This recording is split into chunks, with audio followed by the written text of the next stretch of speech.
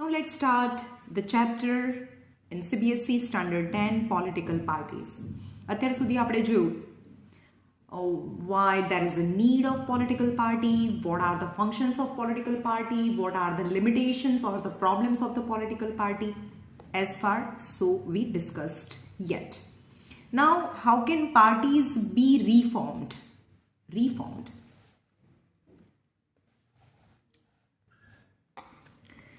In order to face these challenges, આપણે આગળ જોયું કે પોલિટિકલ પાર્ટીના કયા કયા ચેલેન્જ હોય, એને મની અને muscle power as a challenge. કોઈ બી જે ઇન્ડિયન પોપ્યુલેશન છે એ કોઈ પણ પોલિટિકલ પાર્ટીને 100% બિલીવ ના કરતું હોય, right? So these are the different challenges that we discussed yesterday.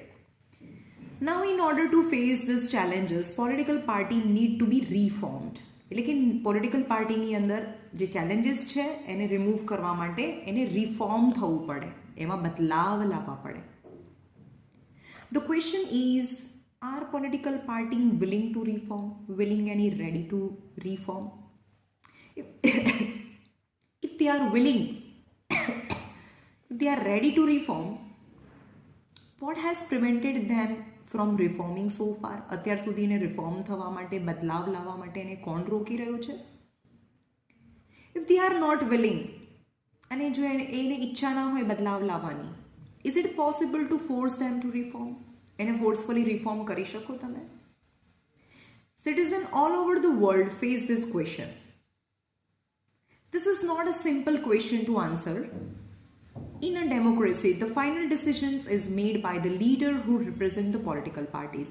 હવે બીજેપીની અંદર કોઈ પણ રિફોર્મની જરૂર છે, એની અંદર કોઈ ચેન્જની જરૂર છે, પણ ચેન્જ કોણ ઈચ્છે તો થાય? એનો જે પોલિટિકલ પાર્ટી છે, એનો લીડર, જે મેઇન લીડર છે, if he wish, then and then reform is possible in political party. People can replace them, but only by another set of party leader. આપણે કોઈ પણ પીપલને રિપ્લેસ કરી શકીએ, નરેન્દ્ર મોદીને રિપ્લેસ કરી શકીએ અને આપણે બીજો કોઈ પાર્ટી લીડરને લાવીએ, આપણે રાહુલ ગાંધીને લાવીએ. But all of them do not wish to reform. પણ એ લોકો બી રિફોર્મ કરવા ના માગતા હોય, એ પણ ચેન્જ લાવવા ના માગતા હોય. તો how can anyone force to change? How can the people can change? We are the ordinary people. We have a right to vote. But any reform, any changes that the political must have to introduced by themselves in the party. Let us look at some of the recent effort and suggestion in our country to reform political parties and its leaders. The first is, the constitution was amended to prevent elected MLA and MPs from changing party. ઘણી વાર નહીં હોતું, જે બી minister છે અત્યારે બીજેપીમાં હોય તો એને થાય કે હવે બીજેપી તો આ રિજનમાં હારી જવાની છે તો એ કોંગ્રેસમાં જતો રહે, હે ને? તો કોન્સ્ટિટ્યુશન વોઝ અમેન્ડેડ. કોન્સ્ટિટ્યુશનમાં એવા ચેન્જીસ થયા છે કે prevent the elected MLAs and MPs from the changing parties. This was done because many elected representatives were indulging in defection in order to become minister or to cash reward.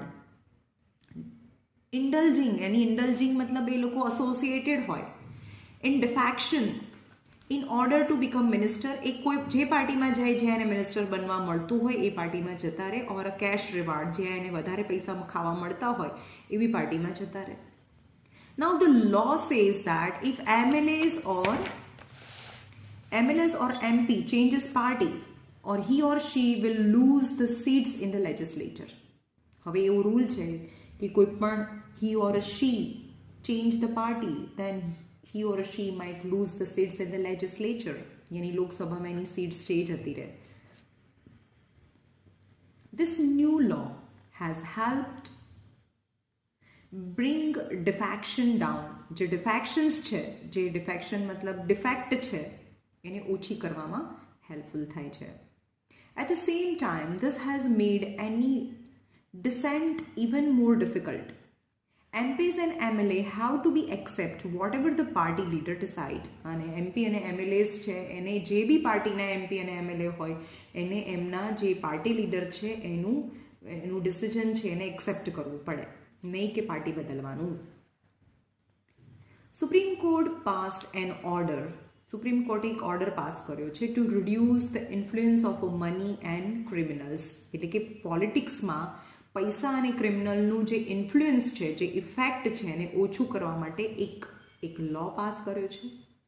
Now it is mandatory and compulsory for every candidates who contest election to file an affidavit against the detail of his property.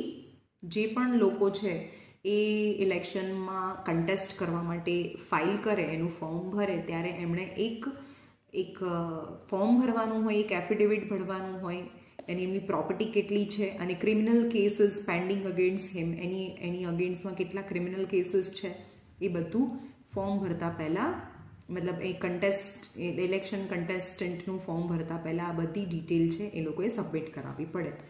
પણ actually આ બધું ખાલી as per law on the paper છે. ખાલી કેટલા બધા criminals છે, એની પર ક્રિમિનલ રેકોર્ડ્સ હોય તો પણ એ લોકોને પાર્ટીની ટિકિટ્સ મળી જતી હોય. The new system has made a lot of information available to the people. અને એને લીધે લોકોને બધી ઇન્ફોર્મેશન મળી જાય કે આ જ્યારે પાર્ટીમાં અથવા તો ઇલેક્શન જીત્યો એ પહેલાં એની પાસે કેટલી પ્રોપર્ટી હતી ને 5 વર્ષ પછી જ્યારે એનો ટાઈમ પૂરો થયો ત્યારે એની પાસે કેટલી પ્રોપર્ટી છે. But there is no system of a check. એને ચેક કરવા માટે, એને રોકવા માટે કોઈ સિસ્ટમ નથી. If the information given by the candidates is true. હવે એ જે કહે છે કે મારી પાસે તો કોઈ પ્રોપર્ટી નથી, અને જે બી પ્રોપર્ટી કદાચ 5 વર્ષના ઇલેક્શન પછી જે પણ એ પાવરમાં આવે એના પછી જેટલે પણ પ્રોપર્ટી એ બનાવે તો એ પોતાના નામે ના લે. તો there is no proper rule, there is no proper rules to check મતલબ to રોકવું આને that the candidates is true. As yet we do not know if it has led to decline in the influence of the rich and the criminal. તો પણ આપણને થોડું એવું તો થાય છે કે આજે પોલિટિક્સમાં જે પૈસાદાર લોકો છે અથવા તો જે ક્રિમિનલ લોકો છે એનું ઇન્ફ્લુઅન્સ એટલે કે એનું ઇફેક્ટ છે એ થોડી ઓછી થતી હોય એવું લાગે છે આપણને. એકચ્યુઅલી એવું નથી. The Election Commission passed an order. Election Commission એક ઓર્ડર પાસ કરે છે, making it is necessary for political parties to hold their organizational elections and file their income tax return. એટલે કે ઇલેક્શન કમિશન એવું કહે છે કે જે પોલિટિકલ પાર્ટીઝ છે two hold there organisational election, એમને ઇલેક્શન જો લડવું હોય તો file there income tax return, એટલે કે જેટલા પણ કેન્ડિડેટ્સ છે એમના પાર્ટીની અંદર બધાએ ઇન્કમ ટેક્સ રિટર્ન ફાઇલ કરેલું હોવું જોઈએ. The parties have started doing so, but sometime it is mere formality. અને ઘણીવાર તો આ ખાલી ફોર્માલિટી છે, એ બધું ફોલો થતું નથી. It is not clear if this step has led to greater internal democracy in political parties. Besides this, my suggestions are often made to reform political parties. મારા સજેશન્સ કયા છે અથવા તમે પણ સજેસ્ટ કરી શકો કે કયા સજેશન્સ હોય. હું તો એવું કહું કે જે લોકો લાંચ લેતા હોય, મતલબ જે કરપ્શન કરતા પકડાય તો એને ફાંસીની સજા આપી દેવી જોઈએ. એટલે નહીં, ગબ્બર ઇઝ બેક પિક્ચર જોયું હશે તમે, એવી સ્ટ્રોંગ સિસ્ટમ હોય તો ઇન્ડિયા છે એ 5 yearsમાં જ કોઈ પણ ડેવલપ્ડ કન્ટ્રી છે એની આગળ જતું રહે. A law should be made to regulate the internal affair of political parties. Affair એટલે પ્રોબ્લેમ્સ. જે પોલિટિકલ પાર્ટીઝની અંદર જે પણ પ્રોબ્લેમ્સ થાય છે એને રેગ્યુલેટ કરવા માટે પણ એક લો હોવો જોઈએ. It should be made compulsory for political parties to maintain register of its member. એની અંદર એના બીજેપીની અંદર આજે કેટલા મેમ્બર્સ કામ કરે છે એ રજિસ્ટર હોવું જોઈએ. Besides this, a law should be made to regulate the internal affair of political parties. It should be made compulsory for political parties to maintain registered its member to follow its own constitution. Right?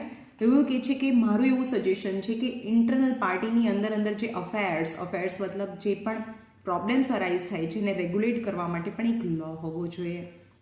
It should be made compulsory for political parties to maintain register of its member. એટલે કે બીજેપીની અંદર કેટલા members છે એનું એક register હોવું જોઈએ. To follow its own constitution, અને બધાએ જેમ કે બીજેપી છે તો બીજેપીનું પોતાનું એક કોન્સ્ટિટ્યુશન હોવું જોઈએ, એટલે કે એક રૂલ બુક હોવી જોઈએ, બધા એને ફોલો કરવું જોઈએ. To have an independent authority, બધા પાસે એક ઓથોરિટી હોવું જોઈએ, એવું નહીં કે બધી ઓથોરિટી છે નરેન્દ્ર મોદી પાસે હોય. ટુ એક્ટ એઝ અ જજ in case of party dispute, two hold open election to the highest post, એટલે જે પાર્ટીની અંદર કોઈ પણ ડિસ્પ્યુટ થાય તો એક જજ હોય એવું એક્ટ ઓફ જજ હોવો જોઈએ.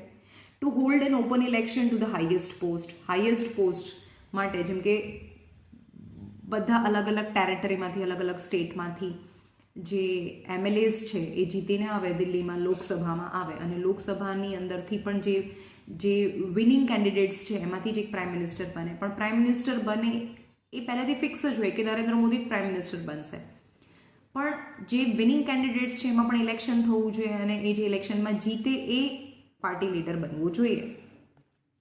It should be made mandatory and compulsory for political parties to give a minimum number of tickets, about 1/3 to women candidates. 1/3 એટલે કે 3 પાર્ટમાંથી 1 પાર્ટ જેટલી ટિકિટ્સ છે એ વુમનને મળવી જોઈએ. પણ આજે તમે લોકસભાની અંદર જાઓ, આખા લોકસભાની અંદર વુમન છે હાર્ડલી ગણીને 10 જેટલી હોય, મોર 500થી વધારે કેન્ડિડેટ્સ હોય. 10 નહીં તો આપણે ચલો 20, મને ખબર નથી કેટલા નંબર છે, પણ most of male person are present in the Lok Sabha. So it should be made mandatory for political parties to give a minimum number of tickets, at least 1/3 to women candidates.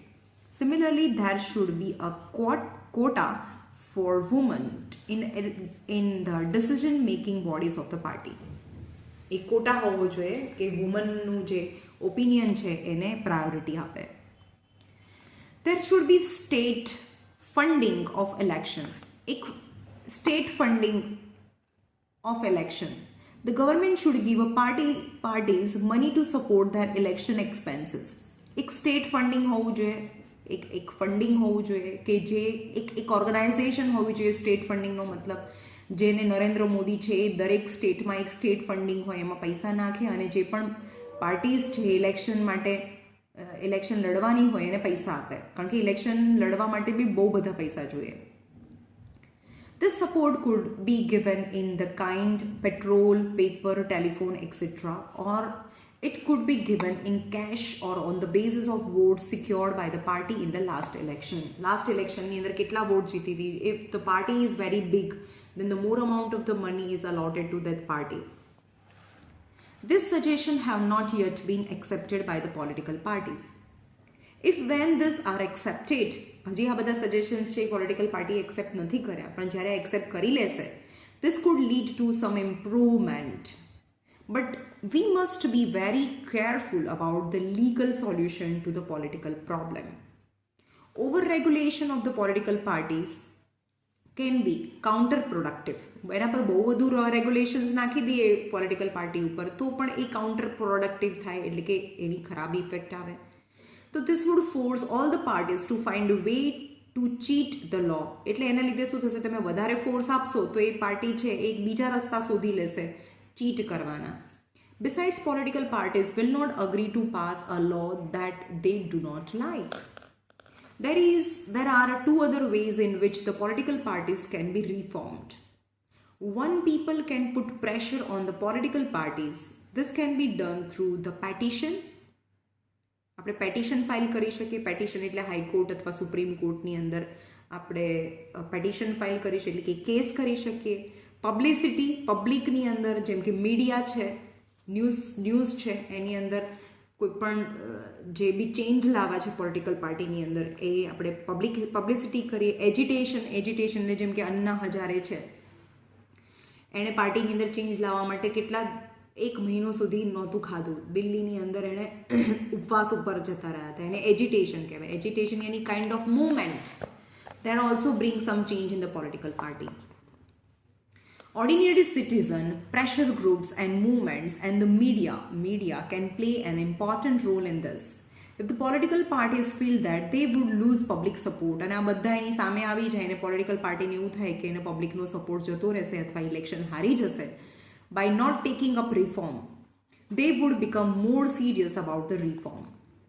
2 political parties can improve if 2 political parties can improve if those who want this join political parties. એક તો જે લોકો પોતે ઈચ્છતા હોય કે political party બદલાવી જોઈએ, એ પોતે માણસ પોલિટિકલ પાર્ટીની અંદર જતો રહે અને પાર્ટીની અંદર જઈને રિફોર્મ લાવે. The quality of democracy depend on the degree of public participation. કેવા ટાઈપના લોકો છે એ પાર્ટીની અંદર છે એ ડિપેન્ડ કરે છે એની ક્વોલિટી પર.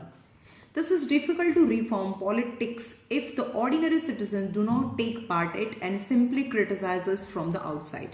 તો આપણે નહીં કહેતા ખાલી બહાર બેસીને શું કોઈ પણ પોલિટિકલ પાર્ટીને ક્રિટિસાઇઝ કરવાની. એવું હોય તો તમે બી ઇલેક્શન લડો અને તમે બી પાવરમાં આવો અને તમે બી તમને જે ચેન્જીસ લાવવાની ઈચ્છા છે એને ચેન્જીસ લાવો. That is the reform. The problem of the bad politics can be solved by a more and better politics. Bad પોલિટિક્સને હટાવવા માટે સારા પોલિટિક્સ હોવા જોઈએ, એટલે કે સારા માણસોએ પોલિટિક્સમાં એન્ટ્રી લેવી જોઈએ. We shall return to this them in the final chapter. Okay? ચલો એ રાખીએ. Here is the end of this chapter.